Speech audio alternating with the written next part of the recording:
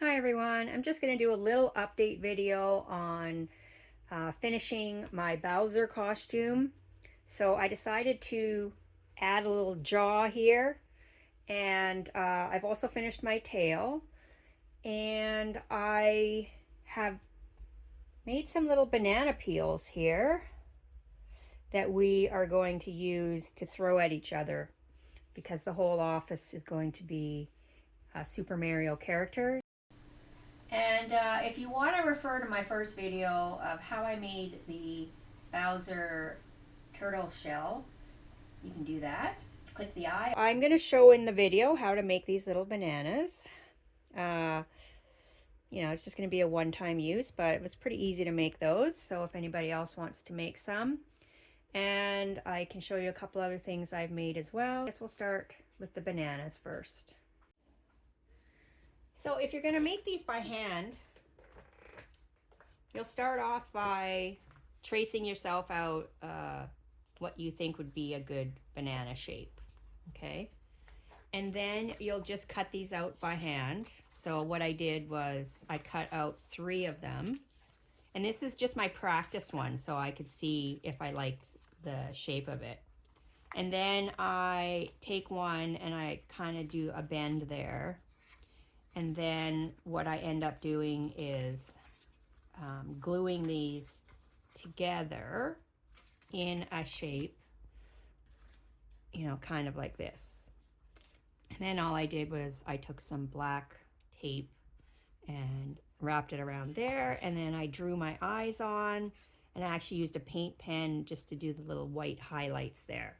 So pretty easy to do, but I decided that I wanted to make some softer looking ones where the peels flow a little bit better, whereas the cardstock ones, it just stays in one position. So these ones have the, the more, it's when we're going to throw these at each other. Our office is all doing Super Mario characters, and then we're going to throw these at each other when we're doing the parade. So we thought it'd be funny. So I wanted to make them a little bit more realistic. If you want to do something like that, what I found was I found these at the dollar store. Unfortunately, it's a 3-pack and there's only 1 yellow sheet per pack. Of course, if you go to a fabric store, you can get a whole bunch of yellow felt. Michaels also has individual sheets, but they're kind of small. So the felt at Michaels is actually $2.99 a sheet. It looks like maybe 8.5 by 14. So the stuff I bought from the dollar store for 1 yellow was actually bigger than this, and it only cost me $1.25. I'm paying $1.25 for this anyways for 1 sheet, but it's big. Like, it is bigger than my 12 by 12 mat here. So I made 3 out of 1 sheet. Okay, so if you're doing the paper ones, you can cut it out also on your Cricut machine if you have a cutting machine. Otherwise, you can cut them by hand. But to get to that point, what we need to do is convert this to an image that you can upload into Cricut Design Space. So you can take a picture of this, you can scan this, or if you have a drawing program, this is Procreate on my iPad, you can just draw your shape in here and fill it in. And then you can, for me, I take the background off, and then I go to and I download it as a PNG, and then I save it to where I want. So if you do have a program that converts to SVGs, I'm using Adobe Illustrator here, but there's lots of free conversion programs online. So I'll just quickly show you what I did. I uploaded the drawing I did into Adobe Illustrator, and then all I have to do is do the image trace. Now this image trace came up automatically, but I've also got it, it's also up here in this bar. So you just click the image trace. After you do that, you have to press expand to complete it. And now it should have all the little anchor points around here. Now I don't want to have, it also converted the white background here, and I don't want that. So I just go into my layers panel and expand these, highlight the white layer, and then I delete that so that now I'm just left with just this. Now I want to make my cut lines as simple as possible, so I right click and I go simplify, and it'll smooth out these lines for me a bit. And I can even go smooth, and it'll smooth it even more for me so that there's less nodes and it won't be as jaggedy. You would save it, and then you would upload it into Cricut Design Space. Convert it to SVG, you can upload it into Cricut Design Space. If your Cricut Design Space, if you have all that Cricut Access, you can ask it to do it for you, so you don't need another program, but I do not have Cricut Access. And I've already figured out that I can fit 6 of these on a 12 by 12 piece of paper or fabric. So I'm just going to duplicate this 5 more times. 2, 3, 4, 5. So I should have 6 of these now. 1, 2, 3, 4. No, I need 1 more. 5, 6. And then once I click make, I'm going to have to rearrange them. Oh, it did it for me. Okay, never mind. I thought I was going to have to rearrange it, but I am going to just move these slightly apart for the cutting machine. It has a little bit more room. Okay, so, and then I'm going to sand this and cut these out, and then we'll show you how I glued them together. Okay, sorry guys, I don't know how well you guys can see this, but I'm just wanting to show you that if you're going to be using the felt, I search for the felt setting, and I believe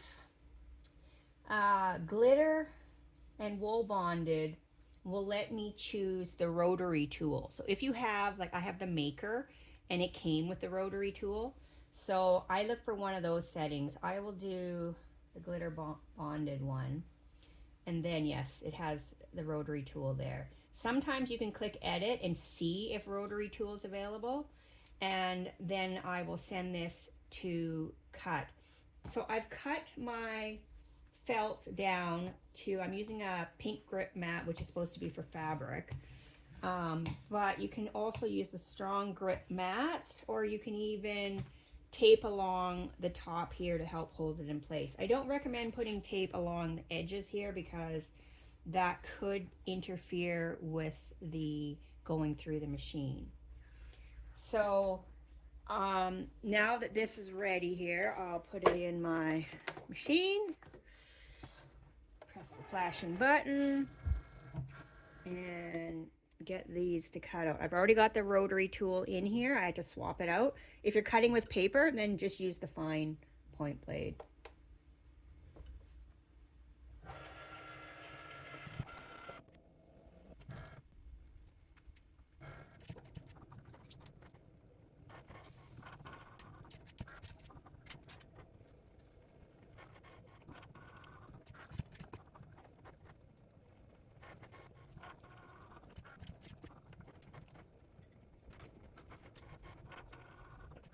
Okay, so if you're ever unsure of which material types will offer the rotary blade, you can go to Browse All Materials. And then if you go all the way down to the bottom here, you can go to Material Settings. And then you can look on the list and see which ones use the rotary blade. So this bamboo fabric does. You know, there's quite a few different ones here.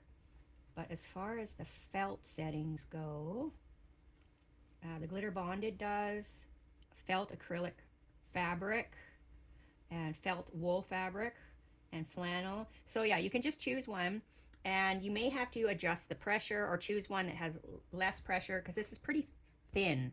So I've taken this out of the machine now. It just finished cutting. Let's see if I can get some more light on here. So this cut through no problem on the glitter bonded one that I did. And the way you can kind of see if it's too much is if I don't really see any cut lines in here. So I think that worked out okay. Now I've got, this is enough to make 2.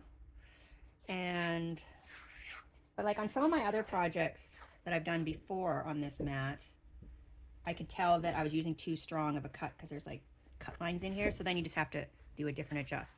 And to clean this after, just use baby wipes.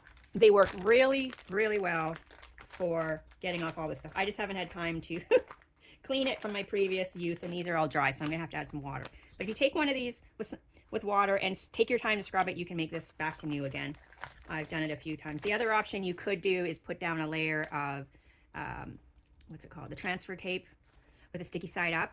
And then all you gotta do is remove the transfer tape. But I found that that was kind of a pain because once you cut your designs, then your transfer tape is in all these little pieces and you still have to like work to pull up all the little pieces. So I found it's just easier for me to clean the mat this way.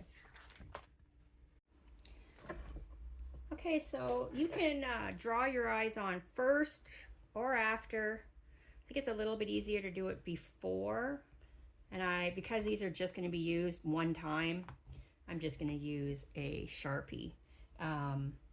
But if you were wanting these to keep, you could cut out little vinyl eyes on your Cricut machine, or maybe use a paint pen. But like I said, this is just temporary. So I'm going to do my eyes first. That kind of helps me know where to position this. Oh, actually I did use a paint pen for the mouth last time because it was thinner. So like this one, I messed up on the placement. So, but this one, I did it so that the face was the main priority. So if you draw it on first, and you could try and figure that out. So you start with one down here. I just put a little bit of hot glue here, which isn't coming out.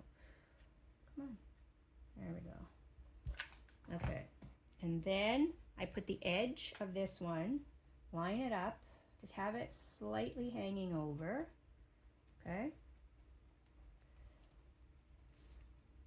And then I'm going to do this one the same way.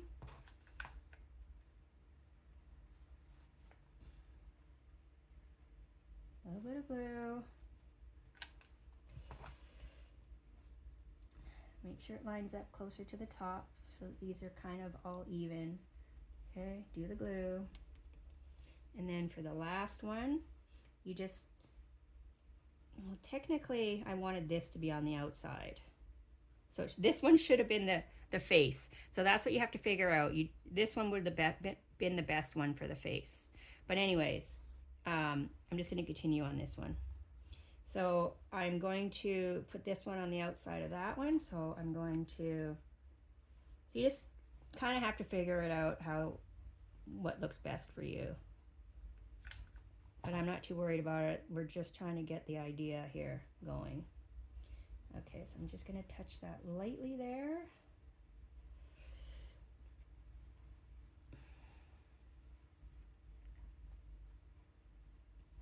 My goal was to have it more like this, so, but anyways, this one, you're just gluing them together, and then I'm going to take a piece of my tape, a little bit of tape. You can also glue these if you want, but I'm just going to kind of put them together in a bundle here and tape around them.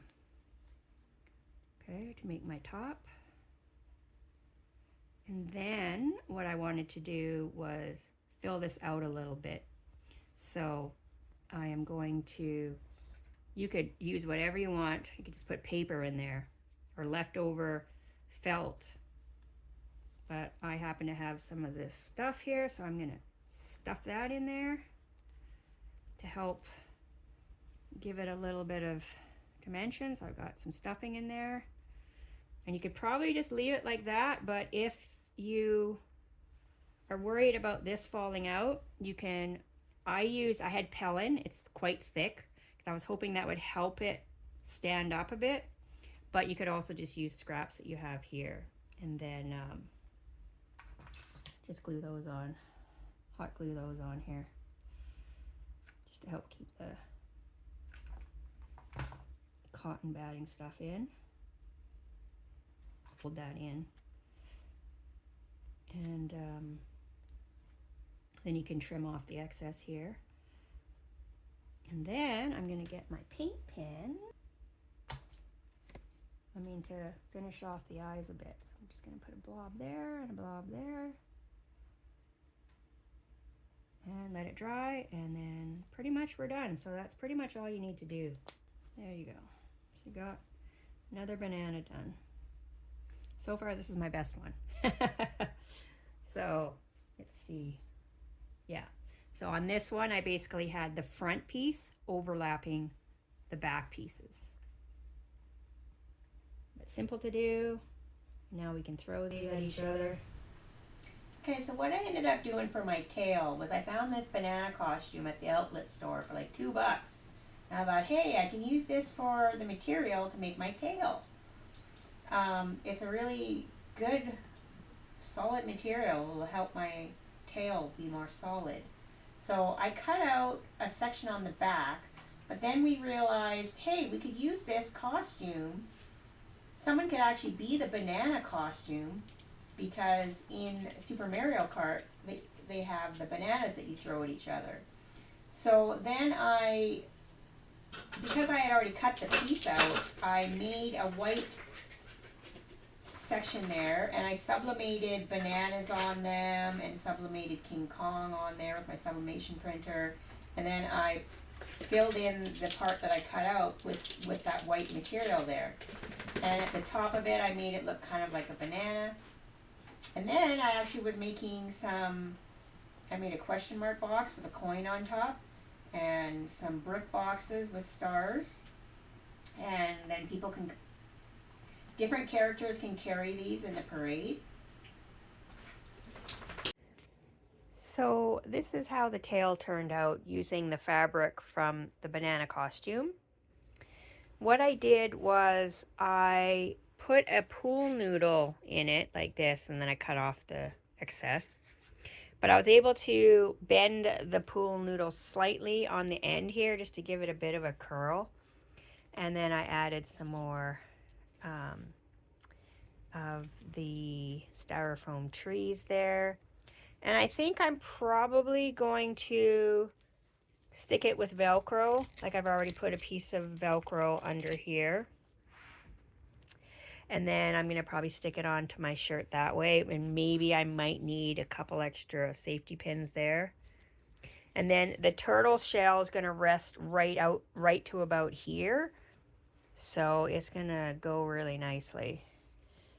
So, yeah, I'll probably put the turtle shell like right about there. And yeah, I think it's going to work out nice. Oh, besides the pool noodle, I also put some more like that cotton batting pillow filling stuff. I actually ran out, so I went to Value Village and just found like the cheapest pillow that had the good type of filling. And then I ripped it apart and used it for the tail. So there's always ways around doing things just a little bit cheaper. So on to how I tried to design the jaw part of my Bowser mask. I had a little bit of felt left over, so I had to make do with what I had. And that white material is some more Pellin, and that was kind of my guide for what I was going to try to make for the mouth. And then I was going to try to sew it around that. But then I ended up afterwards not needing the white Pellin in the middle because I just stuffed it with stuffing anyways. Okay, so basically I ended up having to use my glue gun because my sewing machine is still not working nicely for me. So I glued it on the inside and then turned this inside out, so at least it's a little bit nicer edge. I'll probably like attach it somewhere like this so the jaw can come down. And I'm just winging it here because I just thought, oh, you know what, it'd be nice if I had a mouth. So what I'm going to do is I'm going to put some more cotton batting stuff in here first, and then I'm going to start gluing it up. Okay, so now I've got this sewed up. Like I just sewed it up by hand on the back. And now I just have to figure out where I'm going to attach it. I'm either going to attach this onto the hood itself, or I might attach it onto the upper part of the mask. So I might make this part removable. Okay, so basically I had to try this on and then figure out where my face is going to fit in between there. And then I've pinned it here for now to know approximately the height that I want to have it. And then next I'm going to be putting on a little bit of red here on the bottom lip, I guess this is. And then now I have to make a couple more teeth to put along the bottom as well. And then this guy will be finished. Okay, so I never got the chance to show really how I did the teeth in the last video. But basically you cut yourself some triangles. And first you're going to glue them together on the edge here. Now put some glue along the edge. You don't have to use hot glue, but I am using hot glue. And then you're going to wait for this to dry. It doesn't take very long with hot glue.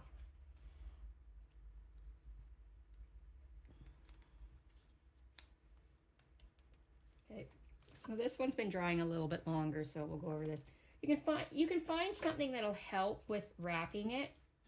So I have this, but I have used the top of a pen before just to help with when you're going to seal the other side. So whatever works, whatever you can find. So for this one, I am going to use the help of this thing. And then I'm just going to glue this side together. And I'm going to start at the top because if it doesn't quite line up, then I can just cut off the bottom. But I want the tops for sure to match. So I'm just going to start with just a little bit of the top here first. See if I can pinch this together. What I really need is another one of these fingers because it's still really hot here. So once that started to seal on you, you can finish doing the rest. Of course, you could just cut out, use some felt. This is foam squares. You could also, you know, you don't even need to make them round. You could just do some foam squares. Okay, so let's see. I have to get it off of here now. There we go. So now I can trim it smaller, depending how big I want this tooth to be down here. So let's see. It's going to be, let's see, I want it to be, I have to figure out exactly how I'm going to put this on, but I think it needs to be a little bit shorter here. So I'll just trim off some. And that should probably be a good size right there. I just have to figure out where I'm going to place these, but I'm going to put it on so I can see if I want to have them like that, or do I want to have them out like this? I'm not sure yet. So anyways, I'll do the same for the rest of the teeth. Okay, so here we go. This is pretty much the finished product. And again, if you want to see the making of the top part and the turtle shell, you can click the eye above for the video. So some of the other things I was working on was making the toad vest, and I just basically took a shirt and cut off the arms. Then I took some gold colored iron-on and ironed it on around the edges. And we were also working on making a Koopa mask, baseball cap, and then cutting out pieces in felt. And I thought it would be funny if you actually used a balloon for the nose. So I was just experimenting with what it might look like if you put a balloon on there.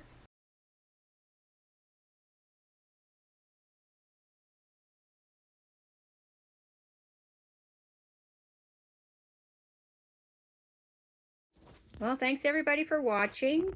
Maybe when I get my whole costume together, I can get someone to take a picture, including the turtle shell and the tail and everything, and maybe I will update the cover of the whole costume for you guys to check out later. Take care. Thanks for watching. Like and subscribe if you can. Bye.